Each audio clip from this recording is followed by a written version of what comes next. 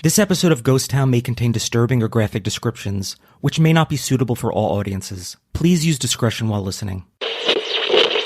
Hollywoodland. I'm Jason Horton. I'm Rebecca Lieb. And this is Ghost Town.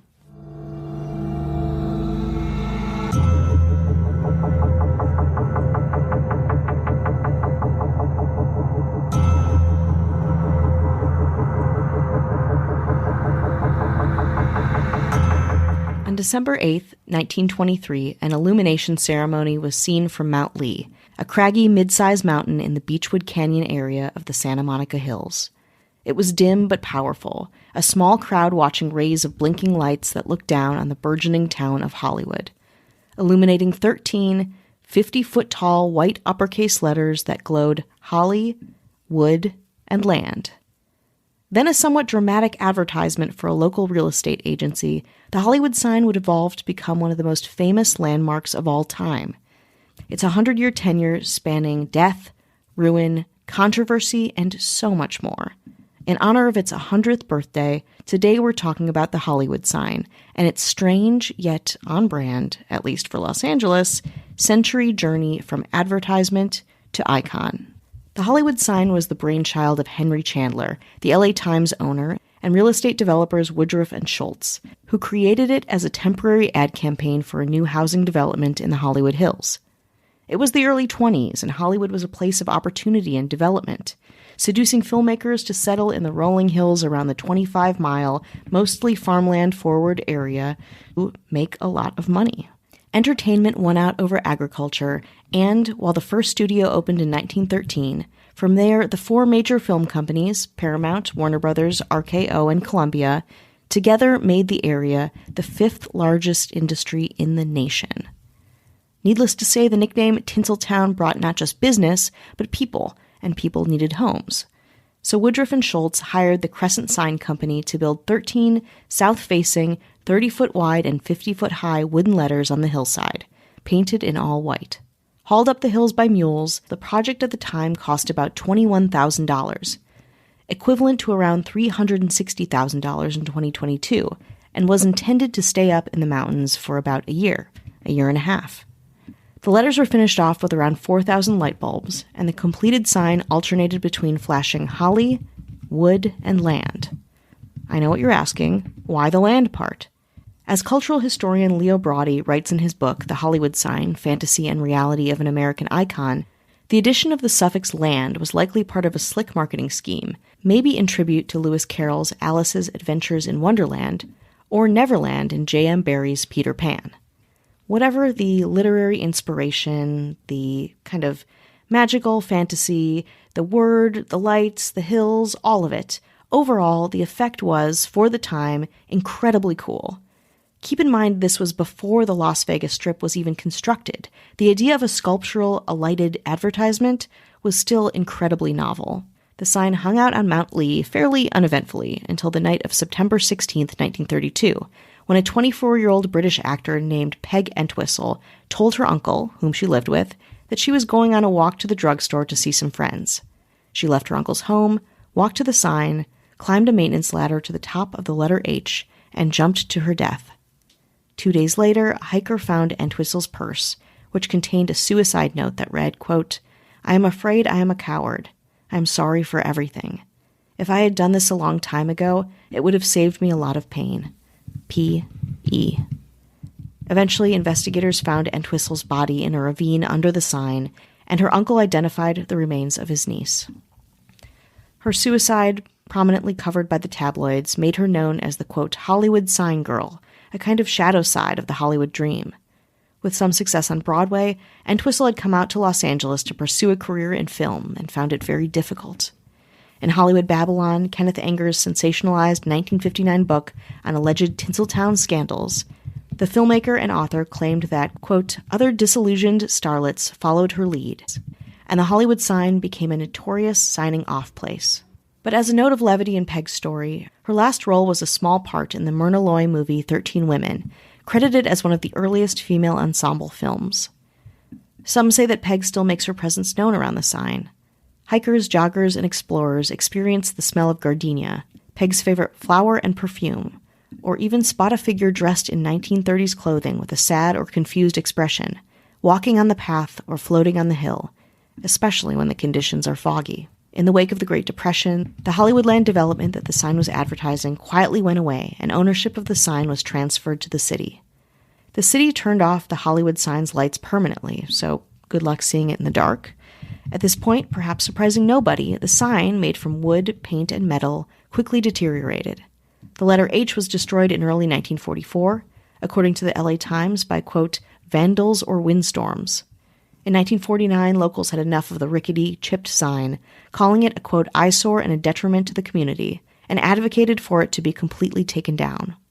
The Hollywood Chamber of Commerce protested against the sign's removal and eventually offered to repair it, entering into a contract with the City of Los Angeles Parks Department to refurbish the sign. The contract stipulated that land be removed to spell Hollywood and reflect the actual name of the area, giving the sign a distinctly different chapter from its old advertising days. In September 1949, the Hollywoodland sign became just the Hollywood sign, shortened for the purposes of the area's new identity, and not an ad. And of course, less letters means less expense. In 1948, a songwriter, mystic, and proto-hippie named Eden Ahbez lived for a time beneath the Hollywood sign.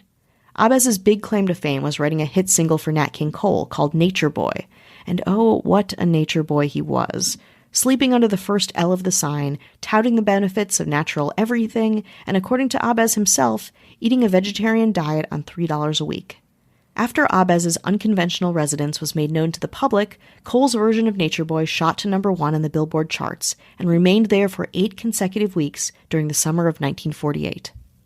And then the sign hung out for another decade, witnessing the changing of the times from the post-war era of LA into the swinging 60s, swinging and moving because, during the 1960s, Hollywood suffered through a mass exodus of residents and film studios moving to the suburban San Fernando Valley.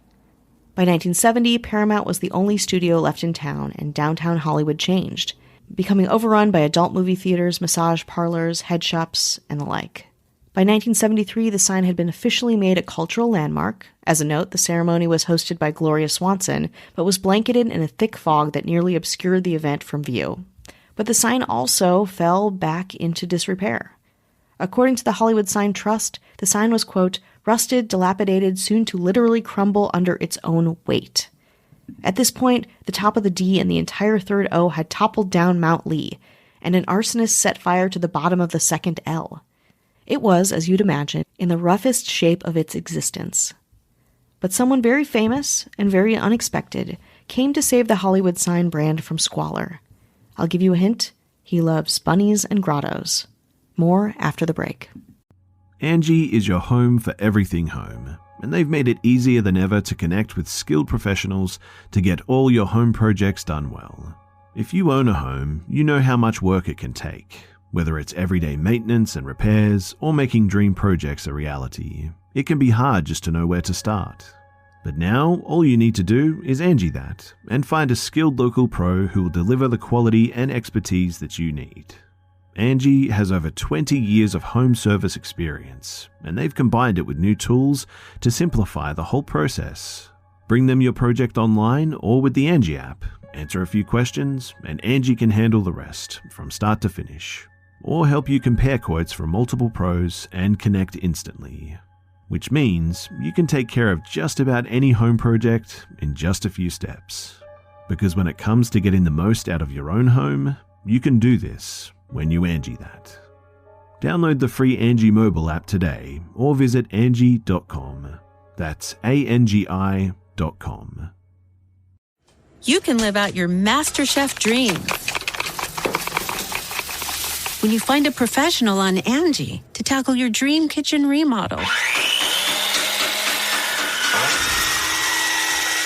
Connect with skilled professionals to get all your home projects done well. Inside to outside, repairs to renovations. Get started on the Angie app or visit Angie.com today. You can do this when you Angie that.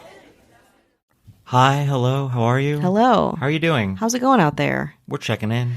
We are checking in this mid-December. And other people are just checking out. As soon as we That's start talking, right. As it's you should, bye-bye. you know. We'll be back after. Everyone's off doing their thing, seeing family. Thinking. We're your family. That's right. We're your family now. And I'm so sorry. Yeah. Well, You want to dump your trauma on us? You want to be like, you remember what you used to say and do? And I was like, I don't remember it going like that at all. I'm already defensive. he is already on the defense. That makes sense. Given the holiday season, I understand. We want to say hello to anyone who's listening. Yes, we absolutely do. Supporting us, spreading the good word of Ghost Town. Yes. And they've been helping us. They've been making things run smoothly all year. Our government, That's right. the mayors, they never take a break. Never they do.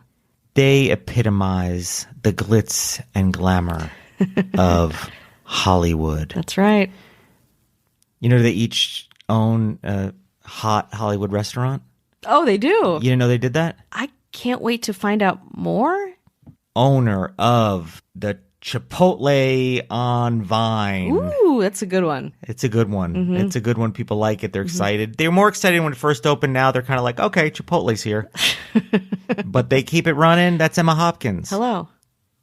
This person runs the now defunct Johnny Rockets on Ooh, Melrose. Love it. Still holding on to Have that I ever IP, been there? though. Nope, never been there, but I love it. Little 50s. Back when times were good. That's right. Things were better, right? That's They were right, everything better. was better. Everything was better for some people and worse for everybody else. That's Casey Weber. Hello. This person runs the Habit Burgers in North Hollywood. Whoa. I think it's near the Haha Cafe comedy God. comedy zone. That's right. Go to the zone and then grab a burg. Then grab a burg. You can grab onto a burg. That's right. It's important. That's Kelly Meehan. Hello. This person, they run a swank place. The Saddle Ranch. Oh, On I the love Sunset the Saddle Boulevard. Ranch. That's an authentic love. That's, yeah. If you touch a railing, you might catch something. I feel like that's I the vibe wanna. of that place. I want it. Yeah. If I'm there, I want it. Every time I go by, I'm like, this place is still going. That's right. They have a great brunch. At Yeah. least the one by Universal used to have a great brunch. That's a little Hollywood tip for you. You're welcome. It's closed now, though. The one on the Strip. That's run by Kat Joselle. Hello. But she changed her name from CAT to KAT when she's running the place. Bad girl alert. I wish they would do a bad girl alert so I would know not to go. Frankly, Please, sorry. Someone communicate these Sorry. bad girl alerts. I would like a meal, right? I don't want bad. This person runs a competitive place right up the street. Little Mel's Diner. We're in Diner Zone. Yeah, we're in Talk about Diner Zone. We're in Dinersville. We're in the Wow, Diner that's Zone. cool. It's Can I get classic. some hash browns on the side, please. Of what? Make them extra dry. Yeah, I don't trust anything you order. Honestly, you get so weird, and I feel like you regret it. It's bad. I do regret it. You're right. This is As soon as you said hash browns on the side, I knew I was like, you shouldn't Listen. be trusted. This is my only flaw. I only would say, I'll order for the lady because she doesn't make... She's a baby in this world. She's just born into this menu. She doesn't know how to navigate it. She's That's only true. heard of certain foods. I used to be good though. It's like I used to be something that I'm not anymore. You'll get some kind of soup Really tough. or some kind of weird... It's really tough on me. Yeah, it's not Then good. you watch everyone else... Eat you're their like, like oh, cool good shit, and I'm here with a crostini, and I'm like, who did I become? Well, Ashley Matson will make sure you order the right thing. Thank you. This person runs this defunct restaurant that used to be the Source Family restaurant. We did an episode on the Source Family, right? We did. So if you want to go back to the Source Family, Yes, you this should. place was probably replaced by a bunch of things, but most recently, a little Cabo Cantina right there. Oh, right yeah. there on Sunset. Transport It me to is- Mexico, baby. It is closed as hell, but the sign still lingers. And guess who's Oh, still paying yeah. the rent? Matthew Clemens Leray. He won't let go. No, thank you though. You shouldn't. This is a classic. I haven't been to this one in years, but it's actually a classic punk kind of hangout back in the day. This person runs the Okie Dog Yeah. on Fairfax. Wow. a lot of people that you've been mentioning have run lots of different things. Yes. We've gone all the way Yes. from a shitty Mexican chain restaurant to the Okie You go- Dog. yeah. Okay, we've taken a journey. They used to be like a real punk rock kind of haven. A lot of clashing with the punks and the cops and all that. But it's still there. I only ate there a couple of times. It's weird. An Okie Dog is where it's like a split hot dog with like Pieces of cheese in it, right? yeah. It's- And it's in an ashtray. I don't know what it is. It's love weird. It. It's I've been meaning to go there. It's but... weird. We should go there. Oh, okay. Yeah, Should it's we just do for a fun. live show there? Yeah. Well, we'll have to ask the owner, Marissa Rothermel, Hello. and our governor.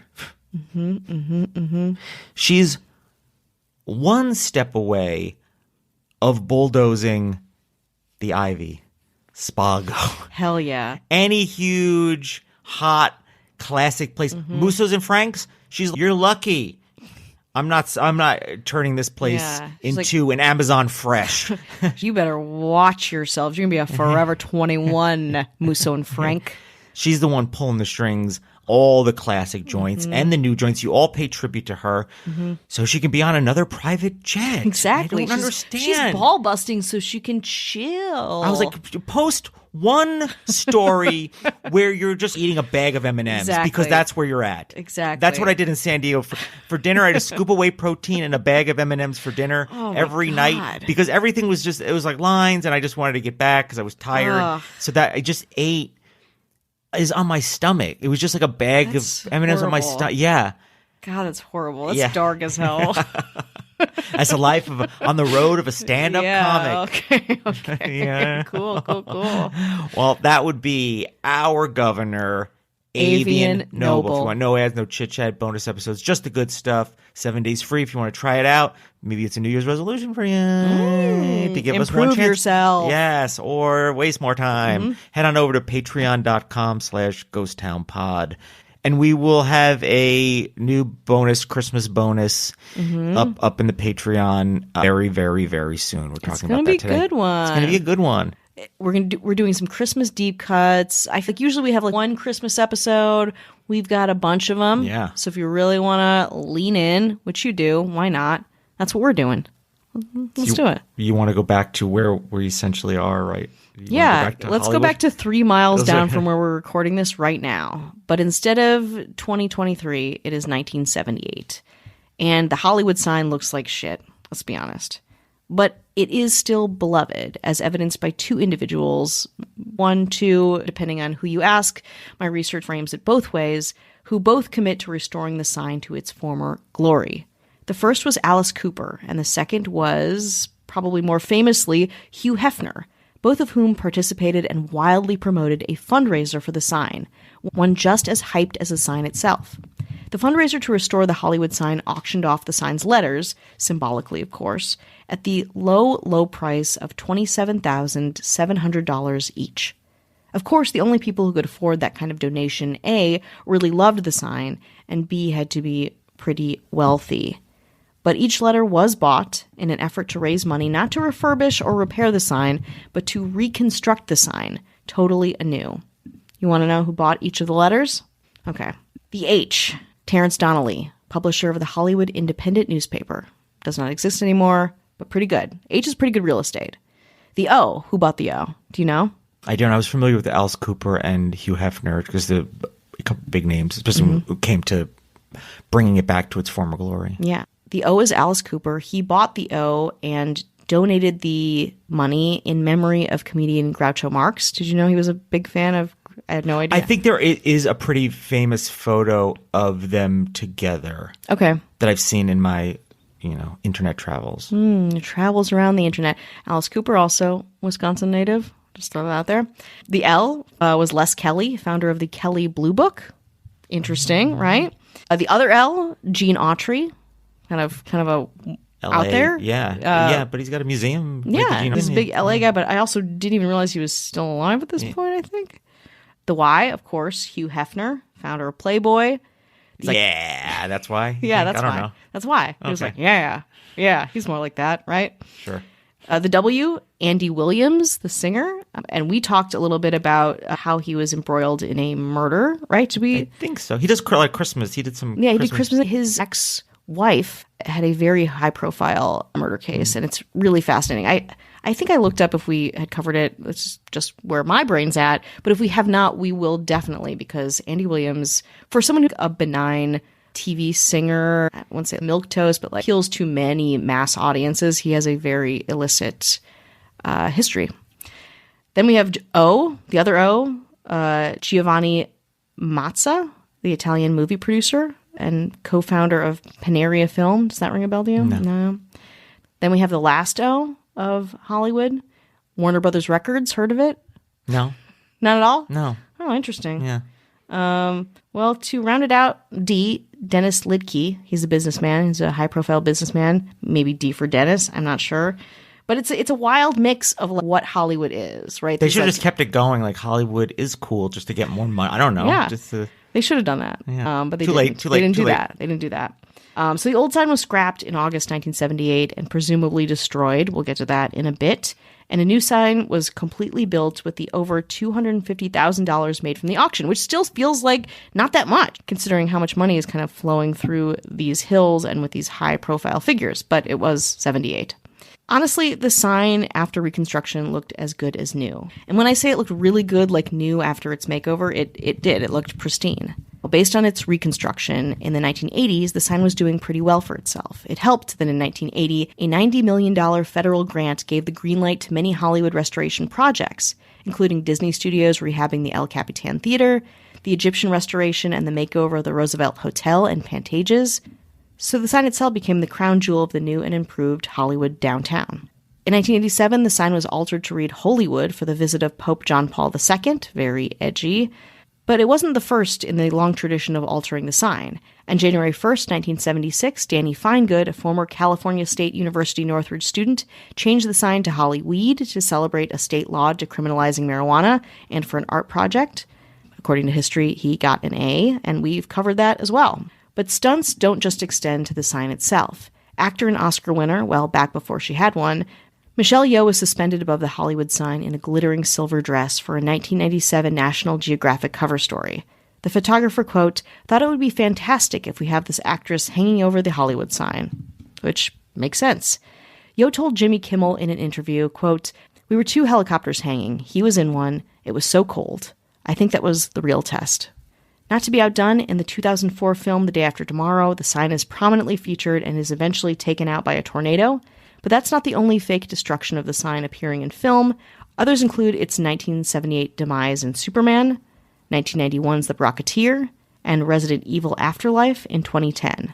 Perhaps destroying the sign means, metaphorically, destroying the hub of entertainment itself.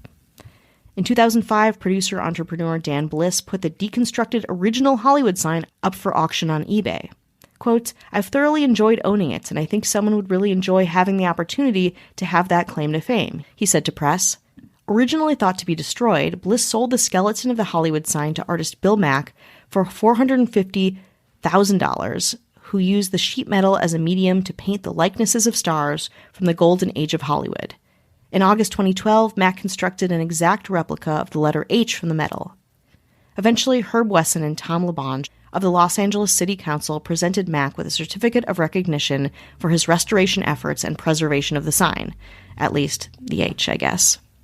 In 2013, another legendary image was made of the Hollywood sign when a National Geographic photographer took a remote portrait of mountain lion P-22 stalking the hills in front of the sign. The photo capitulated the cat to international fame, and he lived for about 10 years until he was hit by a car and euthanized in December of 2022. If you want to hear more about P-22's inspiring and crazy and sad story, we did an episode on him, actually about a year ago. From now, it's the only episode probably that I've cried writing, which probably says more about me than the episode, but you can decide for yourself. It's Ghost Town episode 238, the world-famous P-22. In 2022, the sign also readied itself for its 100th year with a new PR team and a fresh paint job. In fact, the sign gets painted once a decade and takes weeks to complete. In January, to kick off a year of centennial celebration, the president of the Hollywood Sign Trust announced a campaign to build an official visitor center with facilities for tourists, a museum, and a movie theater. The plan is, in part, a response to the current challenges of accessing the Hollywood sign. That is, it's really hard to do, and pretty much all you can do to access it is hike up to it from Griffith Park, its public park neighbor. So why have so much fanfare around a strange wooden sign in the SoCal hills?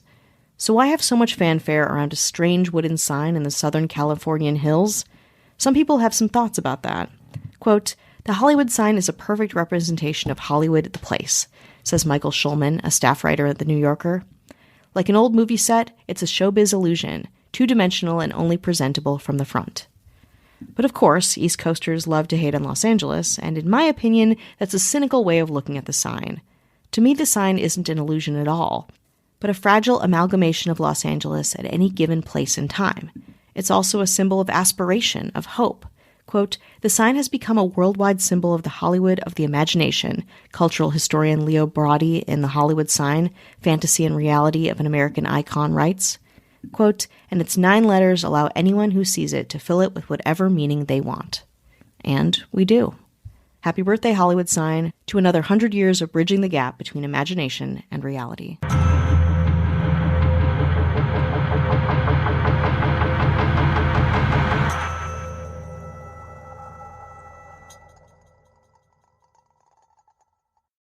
Why is Instacart the holiday rescue app? Because you can get all your seasonal decor delivered instead of having to drive to 12 different stores. Candles and candy canes? Delivered. Wreaths and reindeer? Delivered. Lights from Lowe's? Delivered. And since I know you're going to ask, inflatable snowman? Delivered. So this season, stay in and get decked out. Download Instacart, the holiday rescue app, to get free delivery on your first 3 orders. Offer valid for a limited time, $10 minimum per order, additional terms apply. Discover, this is Daniela. Hi, it's Jennifer Coolidge. I just want to thank you for making me feel so special. I earned cash back on debit for my dinner party groceries. That's great, but with Discover Cashback Debit, we give everyone cash back on everyday purchases. Anything else I can help you with? Do you like asparagus and mushroom sorbet? I've got leftovers. Introducing Discover Cashback Debit, a checking account with cash back. It pays to Discover. Eligibility and terms at discover.com/cashbackdebit. Discover Bank, member FDIC. 'Tis the season for chicken fingers at Raising Cane's. Warm up with hand-battered, cooked-to-order chicken fingers, crispy crinkle-cut fries, garlicky buttered Texas toast, and the real source of holiday magic, cane sauce. And while you're treating yourself, don't forget to treat everyone on your list to Cane's gift cards and New York City-inspired plush puppies that benefit pet organizations. Happy holidays from Raising Cane's Chicken Fingers. One love.